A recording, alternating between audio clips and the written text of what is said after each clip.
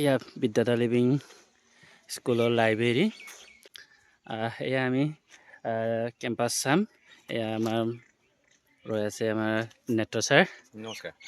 Sir অকণমান বিদ্যাধা living স্কুলৰ পৰিৱেশটোৰ বিষয়ে অকণমান আপুনি কওকচোন।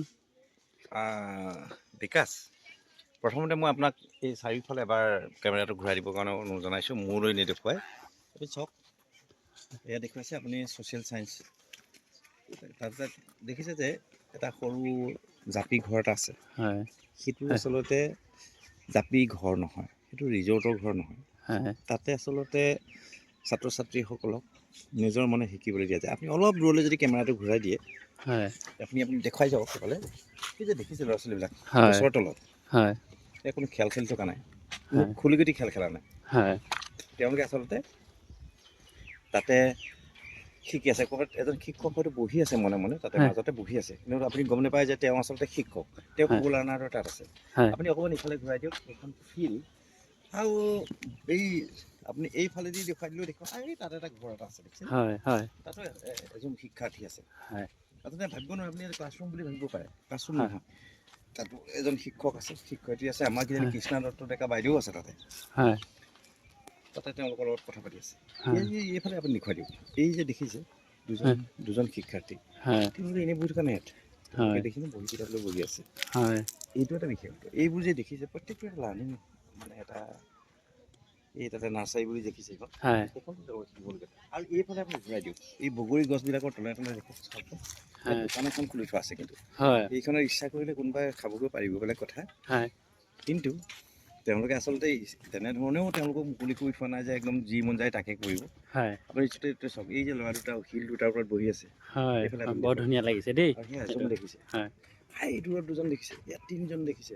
হয়, এই তাতে এজন শিক্ষয়িত্ৰীগৰাকী আপুনি যদি দেখে, এই হয়, বগৰীৰ তলেদি চাই পঠিয়াই দিয়ক। হয়, অলপ জুম কৰি দেখিব, এই যে ষ্টুডেণ্ট এজন যে তাৰ ওচৰত তেখেতৰ ওচৰত গৈ বহিছে, হয়, কিবা এটা প্ৰব্লেম পাইছে, হয়, সমস্যা এটা আছে, সেইকাৰণে তেওঁলোকে গৈ আছে। স্কুলৰ বিল্ডিংটো আপুনি যদি দেখা যায়, এই যে দুটা জাপি নিচিনা ঘৰ আছে, হয়, তাৰ ইপাৰে চাই পিছত তাতহে আচলতে মূল বিল্ডিং আছে। হয়, কিন্তু তালৈ কোনো নাযায়, তাত অকল এডমিনিষ্ট্ৰেশ্যনটোহে চলি আছে। হয়, এইবোৰে এই জবছৰ তলে হয়, কিবা তলে, এতিয়া তেওঁলোকে খেলি থকা নাই। কিন্তু আপুনি হয়, ইফালে যদি ঘূৰাই দিয়ে, এইফালে সেইফালে দেখিলে দূৰত যে ঘৰ, সেইটো তেওঁলোকৰ হোষ্টেল। এইটো গাৰ্লছ হোষ্টেল। তাৰ ইপাৰে এটা আছে, এইটো কিন্তু চায়েন্স বিল্ডিং আছে, হয়, জাপি এটা আছে। হয়, ই জিলিকি থকা ঘৰটো। শিক্ষয়িত্ৰীসকল আহি আছে চোন, ইয়াতে হয়, শিক্ষয়িত্ৰী বুলি ভাবিব নোৱাৰে, সেইগৰাকী যে আহি আছে শিক্ষয়িত্ৰী, কিন্তু হয়, তেওঁ চাই ফুৰিছে ইয়াতে। ইয়াতে হয়, কোনো তেনেকুৱা হেৰিও নাই।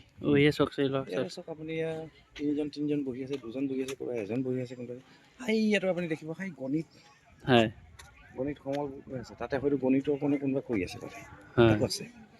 এই যে গছ তলবোৰ, হয়, ইয়াত ছাগলীও আছে, গৰু আছে, বগৰী আছে, দেখিছে? হয়, আপুনি এইখনো দেখুৱাব পাৰে, এই কথাটো। এইটো ফিল ফৰ ইচ আদাৰ।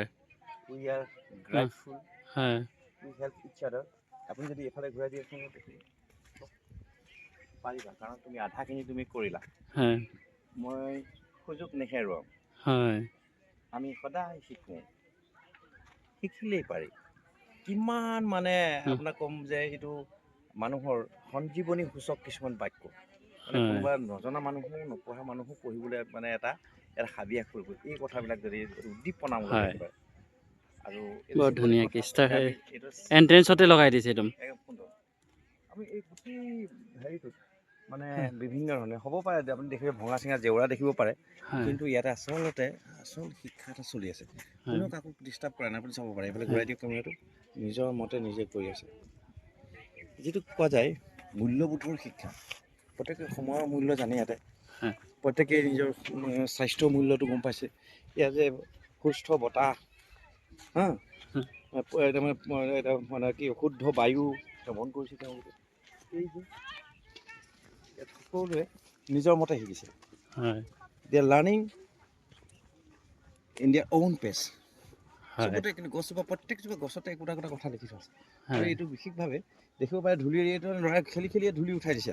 হয়, আবেলি সময়ত দেখিব আপুনি খেলি থাকিব ইয়াতে, হয়, ৰাতিপুৱা দেখিব খেলি থাকিব। হয়, হয়, হয়, কিন্তু ৰাতি 3টা বজাত, ৰাতি 9টা বজাতো দেখিব গছৰ তলত কোনোবাই পঢ়ি আছে। হয়, এইটো এটা বৰ আচৰিত কথা। আমাৰ কৃষ্ণ বাইদেউক আমি অলপমান দেখুৱাই দিওঁ। বিদ্যা আৰ্কিড আৰু ঢেকীয়া উদ্যান। অৰ্কিড ল'ৰা ছোৱালীবিলাকে কালেকশ্যন কৰিছে ন হয় যে অৰ্কিড বোলা বস্তু এটা আছে আমাৰ অৰ্কিডৰ বনৰ আমাৰ উদ্ভিদবোৰ তাক আমি ফুল স্বৰূপত যেতিয়া আমি ব্যৱহাৰ কৰোঁ তেতিয়া সি এটা সম্পদত পৰিণত হৈছে এইবিলাক কৰিছে তেওঁলোকে শিকিছে আজি 2020 চনৰ 12 জানুৱাৰীৰ পৰা আৰম্ভ হোৱা এটা অনুষ্ঠান চাওকচোন কিমান চালুকীয়া অনুষ্ঠান মই পাহাৰ উঠাই দি উঠিছোঁ চাওক কষ্ট হ'ব আপোনাৰ হয় তাৰপিছত এয়া আমাৰ কি সুন্দৰ এটা পেছত হয় আছে আৰু আগ্ৰহ পাইছে হয় বাইদেউ আমাৰ হয় বাইদেৱে নিজৰ সমললৈ গৈছে গাইড বিভাগৰ পৰা বাইদেৱে সমললৈ আহিছে বাইদেউ এয়া চাওক বাইদেৱে আমাৰ কাম কৰি আছে গাইড বিভাগৰ পৰা এয়া চাওক হয় এয়া সকলোৱে জোতা খুলি ইয়াতে তেওঁলোকে শিকি আছে নিজৰ পিছত এয়া বিদ্যালয় লিভিং স্কুলৰ এটা মানে বিশেষ বৈশিষ্ট্য আৰু ইয়াৰ চাৰ্ম এইটো বিউটি বুলি ক'ব লাগিব কি সুন্দৰ আগ্ৰহেৰে আপুনি শিকি আছে চাওক প্ৰণাম ছাৰ প্ৰণাম প্ৰণাম ইয়াৰ সকলো ছাত্ৰ ছাত্ৰীক প্ৰণাম এইটো কি কৰিছা তোমালোক আমি ইয়াৰ পৰা প্ৰশ্ন হা ইয়াত মানে প্ৰশ্ন দিয়া হৈছে হয় আমি এই নেটখনৰ পৰা উত্তৰখিনি বিচাৰি মেলি কৰিবলগীয়া হৈছে বঢ়িয়া বহুত কৈছা ন হয় হয় বাইদেউ আমাৰ লৈ আহিছে দুখন জখলালৈ লৈ আহিছে তোমালোকে কি কৰিছা তোমালোকে কোনটো কাম কৰিছা প্ৰণাম কি কৰিছা একদম মন পুতি কৰি আছা ন বঢ়িয়া পাৰিছা নাই